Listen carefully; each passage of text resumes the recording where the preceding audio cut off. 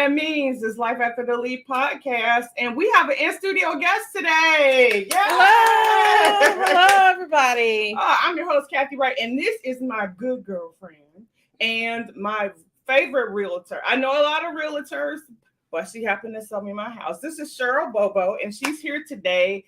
And we've been talking for a while about real estate, right? Right. As you know, for a lot of us that are like taking the leap and changing jobs and doing new things, like we're trying to get our streams of income up, right? Right. And so I wanted Cheryl to come on and kind of talk to us about ways to do that, and both for personal home buying and then for commercial home buying. So welcome, Cheryl. Hi, how's everybody? So I'm glad that you're here. Can you just give them a little bit of insight into who you are and how long you've been in this space, the real estate space? Okay. I'm Cheryl Bobo, and I'm a real estate agent with Coldwell Banker. And I've been a realtor since, let's say 10 years now. Mm-hmm. And it has been a very exciting roller coaster. A lot of this market has been ups and downs. So right now it's a seller's market. It's a seller's market. Okay. And if you're looking for a house, you got to be ready, because there's no guessing, thinking about it, anything. You have to be on it. Yeah. Cool. Yeah, I know. There's been like. One of the other things that I do is I do a lot of stock stuff and I do a lot of crypto. Yeah. But in doing that, I end up watching a lot of the market news, and I learn about like the Fed and when they raise rates. And so I know the Fed just raised the rates. So what does that mean for somebody that's buying a home when the Fed raises rates at the federal level? What does that do? Well, really, it doesn't do anything as far as it just brings your interest rate up. Mm-hmm. You know, the best advice that was given to me from a lender is, you know, it's still low compared to when it was 8%, 12%. So still the market is low. I mean, last week, I think I heard it was at 5 something. Ooh, okay. So it's still a good market to purchase, because I mean it could be at 8%. So I think I bought my first house at 8%. Yeah. Ooh. Yeah. I was fresh out of college, married, pregnant, and one on the way, and we bought our first house, and I think we paid 8%. Yeah. Now that would be considered really high now, though, right? That is really high right now. People are feeling like it's high, but it's just leveling out the market. You have a lot of buyers, inventory is low, so things are starting to slow down a little bit as far as buyers. Well, let me take that back. No, it's not. It's not. There are still buyers out there searching no matter what, but we need more sellers out there. We just need more sellers. Yeah, I think it's interesting when you say like inventory is low. I never think about houses like inventory. Like, I think, I also am a co-owner in a box company, and like, I know what low inventory is. So when you say low inventory on houses and you go down every street and there's a house, it just means that people aren't selling right now. Right. People are not selling not as many as selling at this time, but we're hoping that it'll pick up. Praying. There are a lot of people who decide to sell their house, and some are looking into building. So that's another option out there for buyers. But you got to find land to do that, right? Or does do you as the realtor also find them land so then they can build? Yeah, we can find land, or there's also companies like Drees, Ryan Homes, and My Homes that are still building. Okay. Yeah. Okay. Yeah. And so Cheryl is in Cincinnati. She's in Cincinnati. So if you're looking for someone in Cincinnati, we'll put her information down on the bottom of the screen, and you can connect with her. If they are looking for, I know that Rhonda, who is also one of the hosts of Life After Lead, is a realtor, but she's in Florida. Yeah. She's in Florida. So you've got somebody in Florida and you've got somebody in Ohio. Can you do the whole state? Yeah. Well, actually, I can refer out if it's too far out. Okay. Like I can do Dayton, Ohio. Mm-hmm. I do have the MLS for that. But for someone who's in Columbus, our MLS is different. Mm-hmm. So it'll be best if you work with an agent in Columbus. But I can also find your agent. We do a referral service. So if you are in the market for a home and you're looking for a realtor, say you're new to a city, it's not Cincinnati or it's not in Jacksonville where Rhonda is, what's the best way to look for a realtor? We'll talk to a realtor that you already know, and they have a referral service that they say somebody looking in Atlanta and they are moving from Cincinnati. I can help find them a real estate agent in Atlanta. Because there are a lot of Cincinnati. I'm not originally from Cincinnati, I'm originally from Chicago, and my husband's from Connecticut. And so when we came here, we didn't know anybody, and so it was really hard for us to get that first connection. Mm-hmm. But I think that's a really good thing to know, that no matter where you are, if you have a relationship with someone in your current space, you should reach out to them, and then they can refer you to someone in the new place that you're moving to. Although I think a lot of people are moving to Cincinnati. It was like in some thing I was reading of some survey about Cincinnati is like one of the top places for growing Black business, and a lot of younger African Americans are moving into town. So Are you seeing that in the market? Are you seeing a lot of young people? I am seeing a lot of young people. So I'm working with a couple now that is still in college, or just graduated from college and going back for their master's and stuff like that. So a lot of people, entrepreneurs, that have been established, they're looking for housing, and it's just a little tweaking in how they do it, but as far as financing and lending purposes. But yeah, that's a lot of, it's growing younger families out there. That's good to know, because you hear a lot of stuff about how difficult it is to buy, and then if you're newly out of college, sometimes you got that student loan debt, and I hope Biden fixes all of it for everybody. Jesus, so these young people can buy a house. Because I think that's an important. I mean, home ownership is just like the key to financial freedom for a lot of people, especially for African Americans. And so, as you think about like the home buying process and people starting to think about it in terms of a stream of income, what advice would you give them if they're looking to start to buy commercial real estate or multifamilies? So my advice is to make sure you have your finances together. Making sure you have your proof of funds, as far as like if you get a statement from the bank saying how much you have available, and then start looking. Or if you need a lender, then having your pre-approval ready. I want to step back one click. So if you are looking to buy like a multifamily or commercial property, is it better to buy it in your name, or should you create an LLC or S Corp or one of those other entities and buy that property? Yeah, I'm glad you said that. I was thinking about that. Yeah. So it is best to do it in an LLC. Now, some people are not established in their LLC, so they would need to have their deed read in the LLC. So they'll buy it in their name, and then the deed would be in their LLC. The other option would establish in your LLC, as far as, having your DUNS number, your NAV number, and establishing it by getting a vendor, and there's tier 1s, 2, and 3. So having a vendor. The second part would be getting your like a credit card, and then getting the loan.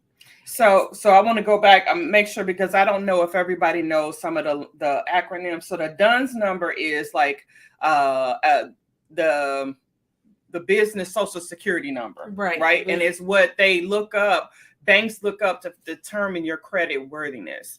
So if you, I know during the pandemic, a lot of people started businesses. I started a business, right? And so you have to get your EIN, right? Right, Which EIN, that's yes. really easy to get though. And that's what you use when you need to get vendors. So you're purchasing stuff and then paying it back, and you have your net 30, 60, 90, and you have to pay within those days to help build up that credit, that business credit.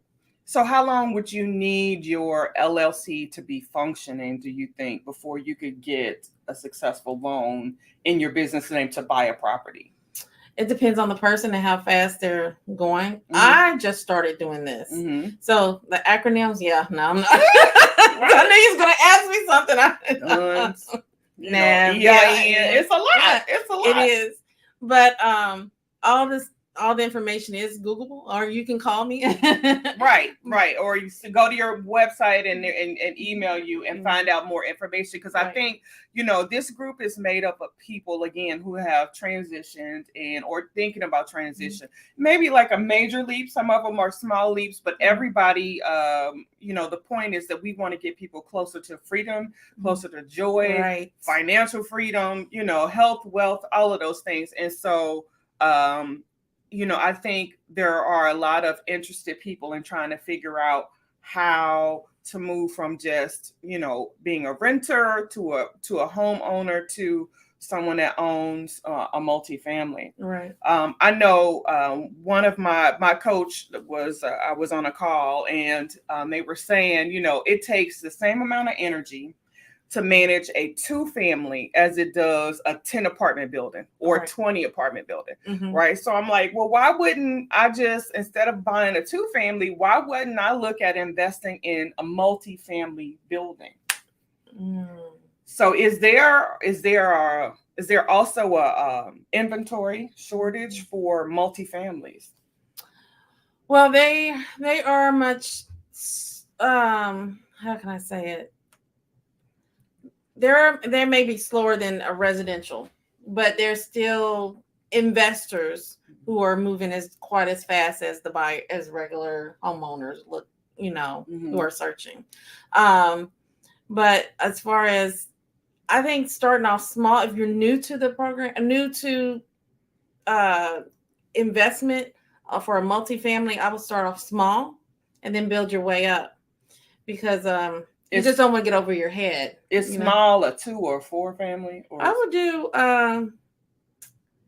2 to 4. Okay. Yeah. Okay. And then possibly go bigger. Yeah. And then once you get established and the ropes and you're able to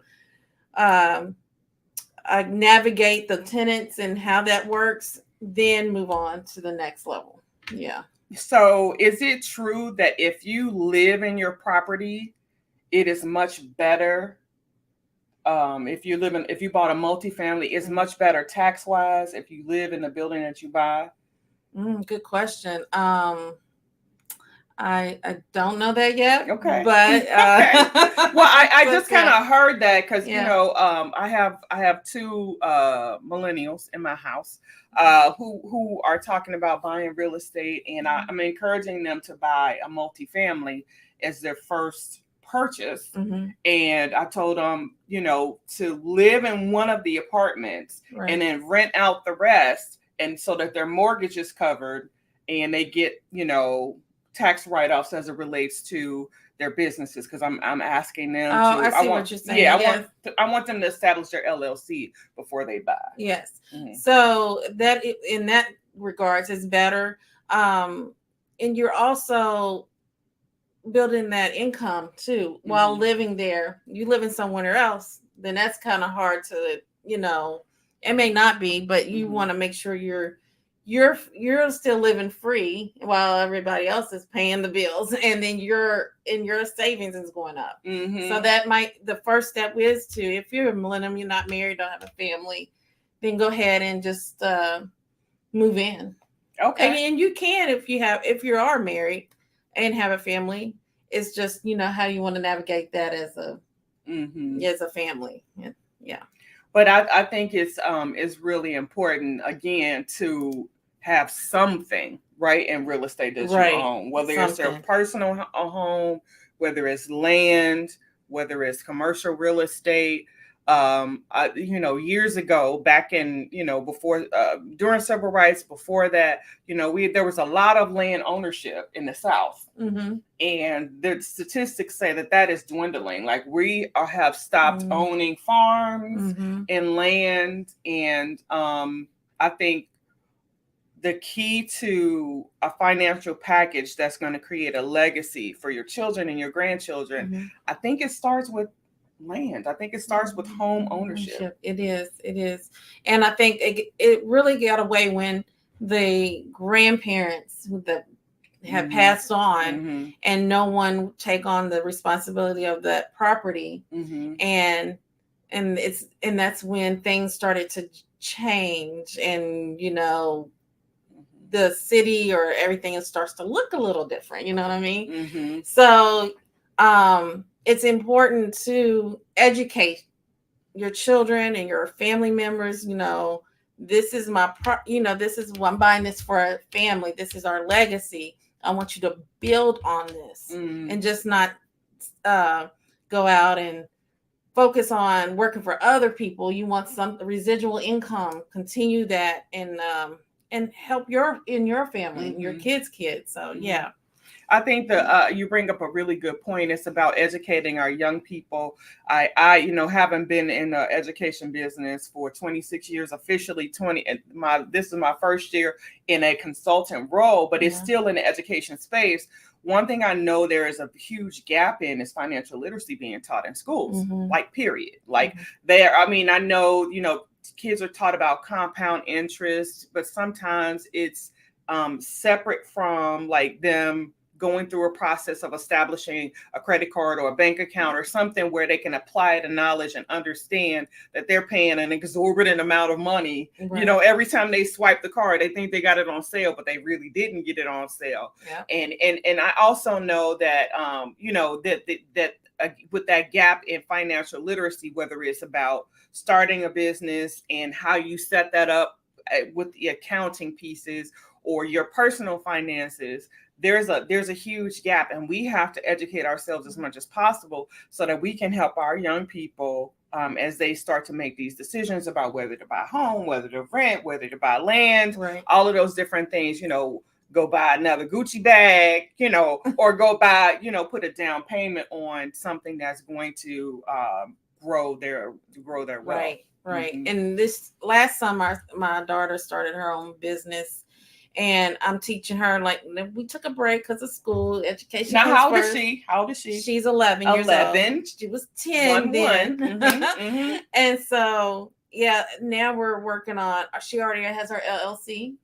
We're working on the next step, but I want her with me, not me just doing it. So she can learn the business side and how to create it herself if she wants to do another business. Yeah. Now, what does her business do? It's lip gloss. Oh, yeah. Everybody loves lip gloss. We'll put it in a comment how you can get her her lip gloss, because we want to support the babies too, right? So I love that you're here and talking about real estate and how people can get access to it. I also want to just touch on gentrification for a moment. Okay.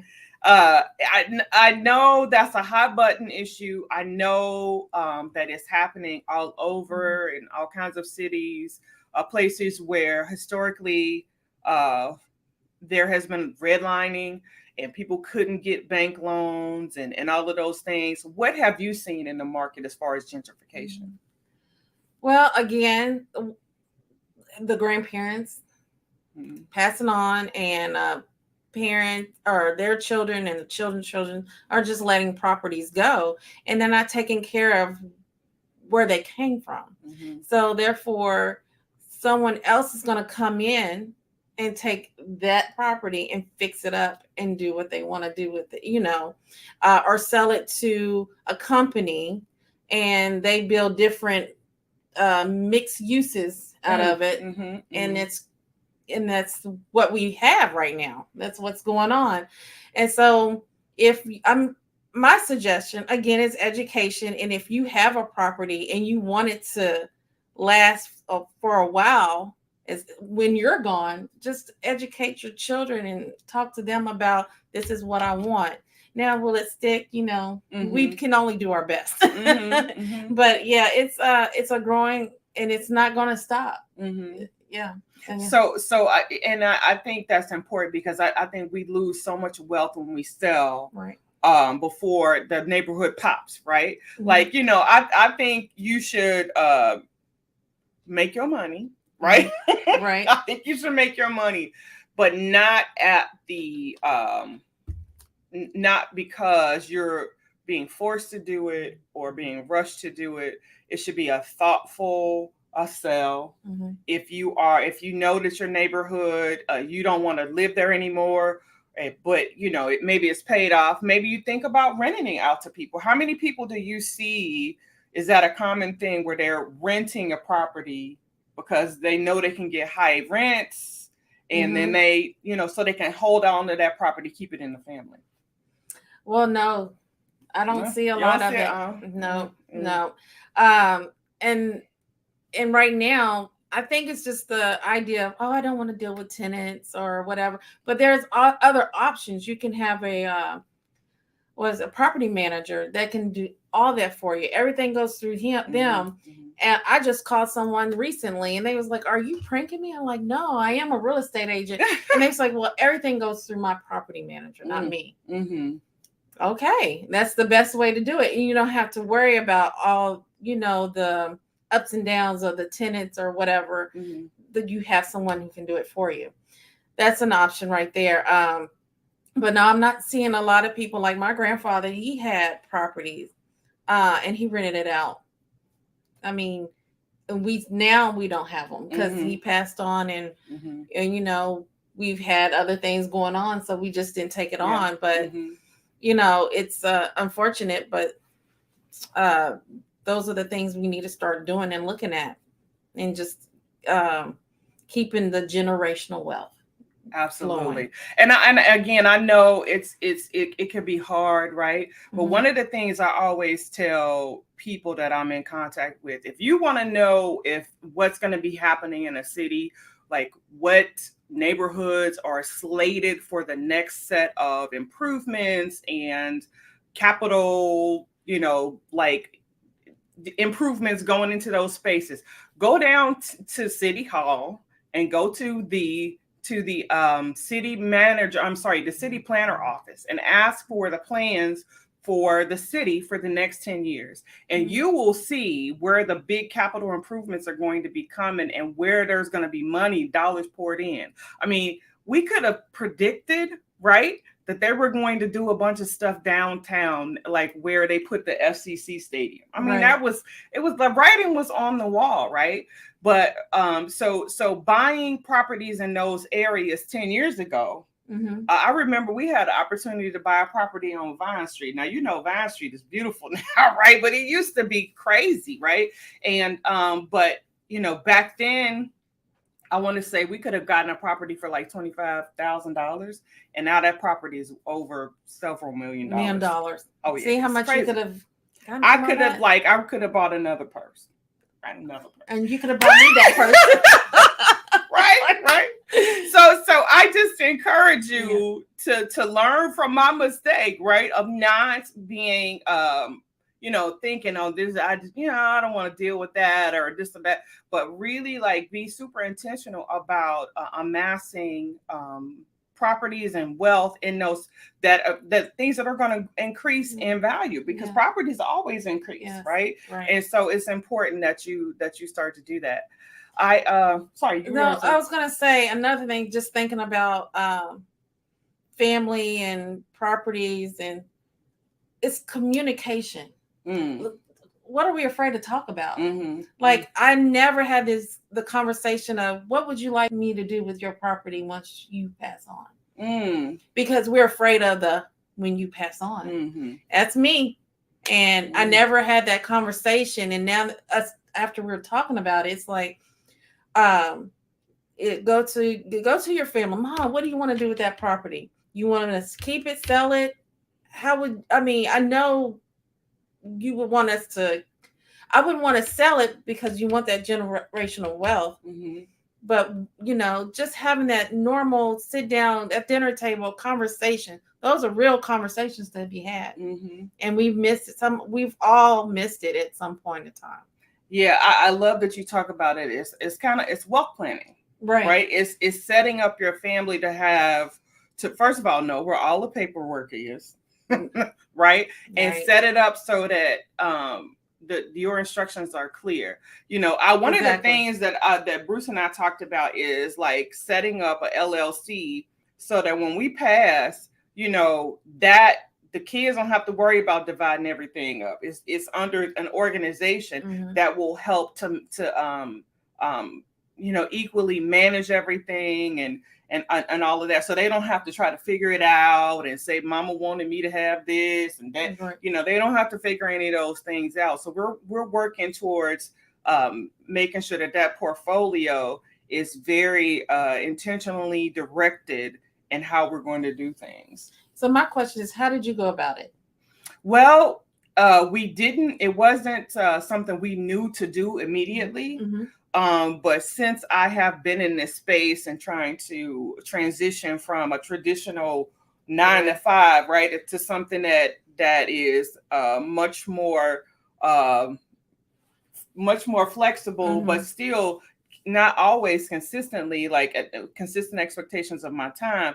I'm like, I got to get everything together in my financial house. Right. And so, I created a Google folder that's locked, that has like special things in it. And my kids have the link to get there. And inside of that are all of the names of the, different accounts and how to get into them. So that's where we started. I mean, we started simple, just getting it down on paper. People have got to know where your stuff is if something happens to you, right? And so that in combination with having a safe and different things like that are ways that we got started. Yeah. I wish we've done this when I was like a teenager. Well, but you're telling your girls, and your baby's 11, your little one is 6. Yeah. So like they're getting the news now. Yes. And they're also going to know how to buy real estate and the importance of that, of home ownership, and we'll have an example of how to do it. Yeah, it's gonna be good. And then my husband can teach them about stock. There you go. So they'll be fine. Yeah. And we want everybody to be fine. We really do. So I thought this was a really important topic to talk about, because we started off 2 weeks ago talking with Shonda around stocks and how to do that. And now we're talking with Cheryl Bobo, the fabulous realtor, about real estate and the importance of that. And all of it, though, is designed to help support you as you think about making your leap towards the next level life that you want to lead. I appreciate you coming by today. I am so happy that I came. So glad you came in studio. Like, she had to climb over all my stuff. Y'all should have seen her. It was fine. Yeah. Well, I appreciate you coming by, and I want you all can put up questions in the chat. We'll make sure to get to them. Cheryl's information is scrolling across the bottom of the screen, and she'd love to be able to talk with you and learn more about your needs and what you're looking for as you grow your financial house. So again, thank you all for coming, and this has been Life After the Lead.